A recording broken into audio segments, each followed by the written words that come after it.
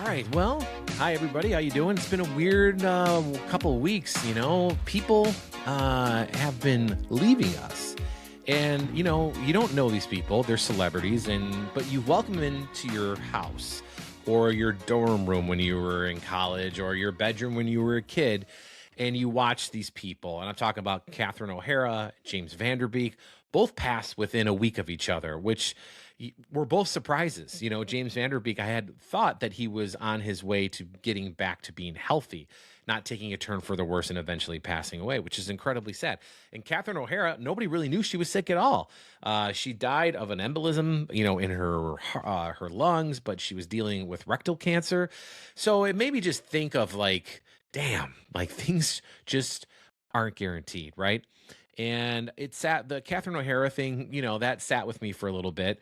And just, I love Schitt's Creek. I think it was one of the best television shows of all time. And of course, her career beyond Schitt's Creek was also stellar and amazing, including being Kevin's mom in Home Alone. I think that's when a lot of my generation knew who Catherine O'Hara was because of that movie, and then Best in Show and all the other movies that she's done. Beetlejuice, another big introduction to Catherine O'Hara as the crazy lady mom in that. And she played it straight for the most part in Home Alone. And then, she was Moira Rose. Like, I mean, that was pretty fantastic, right? So, you spend hours watching these people and you feel like you know them in certain ways and that's kind of the world we live in. Everybody kind of feels like they have ownership over certain relationships that are not even really theirs to own, but because of streaming and binging, you get that vibe, right? And to be honest with you, the James Vanderbeek one really threw me for a loop, only because the week before, so in between Catherine O'Hara dying and the news of James Vanderbeek dying, my kids and I watched Varsity Blues for their first time. Now, my daughter's 16, my son's 13. It was just on the cusp of just barely okay for them to watch, but it is what it is. They've seen worse, I'm sure, on the internet. And they loved the movie. They thought it was great, and the movie for the most part holds up. The accent's not so much for the entire cast, except maybe for Bud Kilmer character, which is Angelina Jolie's father, that I can't think of his name right now because I'm talking about him. John Voight. Nope. Yep. Sure.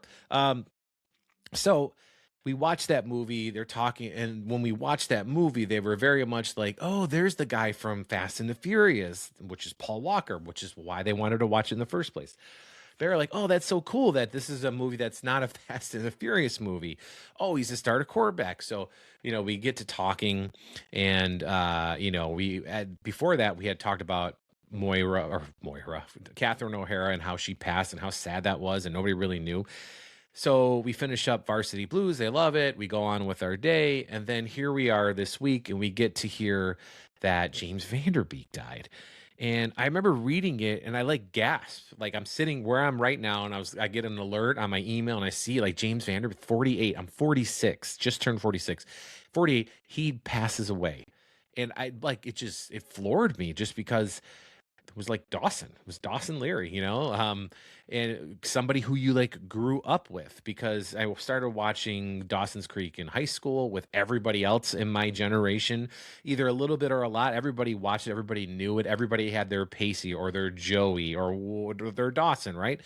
And then, Varsity Blues has lived in infamy in my movie collection. Like just before all this happened, I watched Varsity Blues. Like I put on things on the background when I'm working, and that's one of the movies I put on just because it's got good music, and it's fun. It's just a fun thing, right? So, it affected me in a way where I realized that he was 48. He's 2 years older than me, and he had 6 children, and he passed. And I just thought about myself. I have 3 children, and I thought about my friend Daryl that died during COVID, and he was. I don't even know how old he was at the time. I think he was probably 43. Died with 3 kids, and it's just crazy because then they're just gone. And in that, I think that's the part I struggle with, is that they're just gone, man. Their legacy lives on. I mean, Daryl is with me every day. I probably think about him once a day.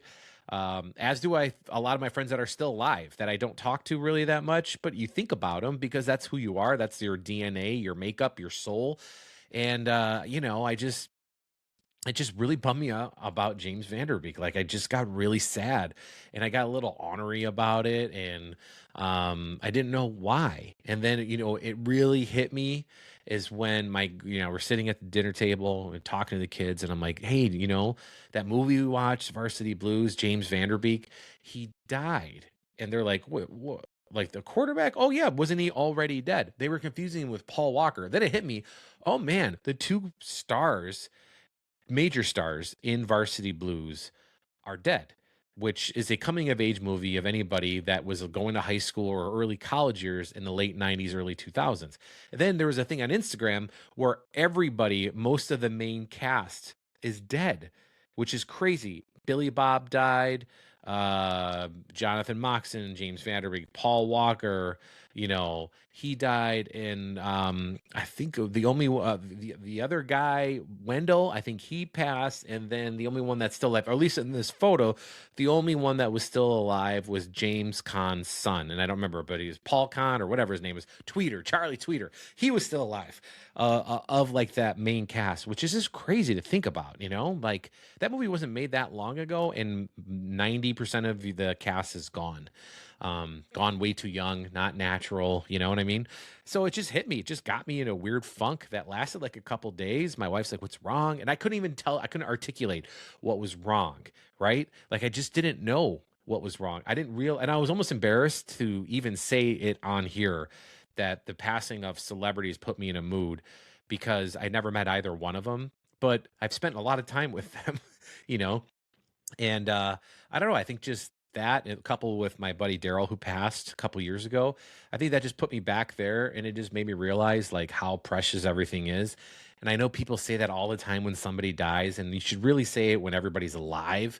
And I've really made an effort the last couple of years to appreciate life, appreciate when our family gets together, and that we all can be together, and that we love each other. And I make an effort to bring us together for little mini holidays or big holidays. You know what I mean?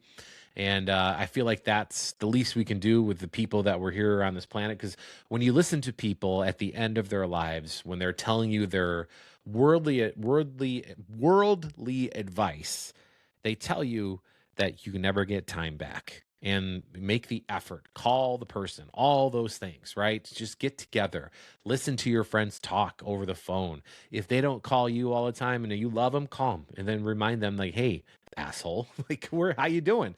And I have to do that with some of my friends, but because we've all grown up and we're in different parts of the country, but we all are so close, still connected. I mean, as if you're into like spirituality, I'm courted to those people. Like I am courted to my best friends, and my next level underneath that, best friends, right? I'm even talking about going back to school at Illinois State for a little reunion and a retirement party for our professor.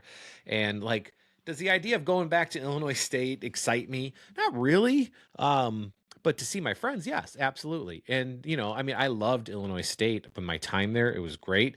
So to be able to do that, I think I'm going to have to push for it. I'm going to have to remind them today after I'm done recording this to do this. Because my one friend who I just had lunch with the other day was like, is this thing happening or what? But we're all like busy families, can make 1,000 excuses why we shouldn't go, but only one why we should. So I take that with a grain of salt that is life. And I give you this anecdote. So Daryl, my best bud that passed, right? He was of the mindset, you only live once, Tommy. You'd always say that. Tommy, you only live once. Get the car you want. Get this to you. And Daryl did. Like, as far as to my knowledge, I always felt Daryl made $300,000 a year, even though he didn't. And I know he didn't. And I'm sure that there were points in my life where I made more money than he did. He made more money than I did. But then he always lived a lifestyle, though, when you looked at it, he had every toy he ever wanted. He had multiple cars. He had motorcycles. He had four-wheelers. You know what I mean? He had all those things. He had a Dodge Dodge Charger. And he kept saying like, and I loved the Challenger and I wanted to buy a Challenger so bad. And I would ask him like, how do you do it, man? He's like, you just do it. You just buy it, like figure it out later. You just do it. And that was very much his mindset. You'll figure it out later mindset. And it worked for him. It worked really well up until he died, because the guy made, just like any human, made decisions that weren't great, made decisions that were. And in the end, he had a house in Tennessee. He was living life. He had a wonderful, beautiful family. And then COVID got him and took him. And I always think about him telling me that stuff. And I remember vividly in his kitchen at his house in Plainfield, Illinois, we're talking about, life. And it was right before you really start separating from your friends that are your friends from like high school. But you still make the effort to go see them at birthday parties and whatnot. And he's like, Tommy, just get what you want, man. You never know when you won't be here. And that rings true. So this is really stupid, but it's just the only anecdote that I could come up with for today. I found out that John Mellencamp, and I've talked about John Mellencamp a little bit here on the Stoop, is going on tour, and I was very excited about it. And, I'm looking through concert dates and figure, he's coming to Chicago in July. Definitely going to that show. Maybe I'll bring the wife because she's never seen him. And Mellencamp is a regular, up more now than he was before, just because it's weird. Like, when you get hurt by things, you kind of subconsciously block them out, even though you're not trying to. So like, there's music that I love that I just don't listen to anymore because it hurts too much to listen to. You know what I mean? It'd be like looking at a photo album of your past life. And, sometimes it's really exciting to look through your photo album. And then sometimes you look and you see where you are in that part of your life, and it kind of makes you sad for one reason or another. Music does that for me as well. So like, Mellencamp was a huge part of my coming of age, right? Like I really wanted to, separate, and move forward with life. So I found other music, found other careers and whatnot. So Mellencamp was just one of those. I saw him like 9 times in 10 years. You know what I mean? Like, he was on tour and then he stopped touring, right? And so I call my buddy Tim in Florida, who used to live in Chicago with me here. We saw him at the in Tinley Park probably 6 times or so over the course of a bunch of years. And it was always a good time. I remember my friend Tara going with us. I vividly remember her singing to the lyrics of Cherry Bomb, and specifically the part where Mellencamp writes, "Your heart's still thumping, yeah, yeah, yeah." I remember that like it's a picture in my head, a core memory, as I hear people say all the time now. And I asked him, like, we're trying to figure out a date that might work, and he's trying to work on something on his end so I can go to Tampa or whatnot. And then I look and I'm like, oh man, he's playing at the Hollywood Bowl. How cool would that be? So I tell Tim, like, hey, we should go to the Hollywood Bowl. Like, a guy's trip, we'll fly out there. He couldn't do it. So that bummed me out. So that day I had made a playlist. I'm listening to Mellencamp and, whatnot through the couple days after that, driving, and the song, one of the lesser known songs, pops on. And I think to myself, like, Daryl's voice popped in my head. And it said, you only live once, man. Go see him in Hollywood. So I'm like, fuck it. I'm going to buy him. And if I have to go by myself, I don't care, but I'm going to go.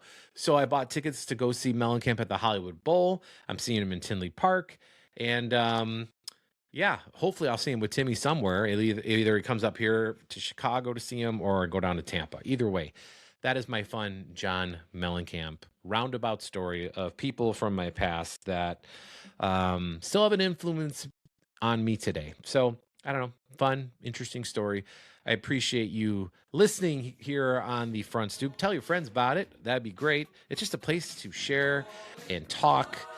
Safe space. If you want to join me at one of these times, let me know. The email is tombarneschicago@gmail.com. Be happy to talk to you for a Front Stoop session right here. One of these days, I'll bring this recording device out to my front stoop, and we'll do it out there. And you can have a picturesque view of what is a little chilly today to do that. But either way, thanks for listening. We'll see you later.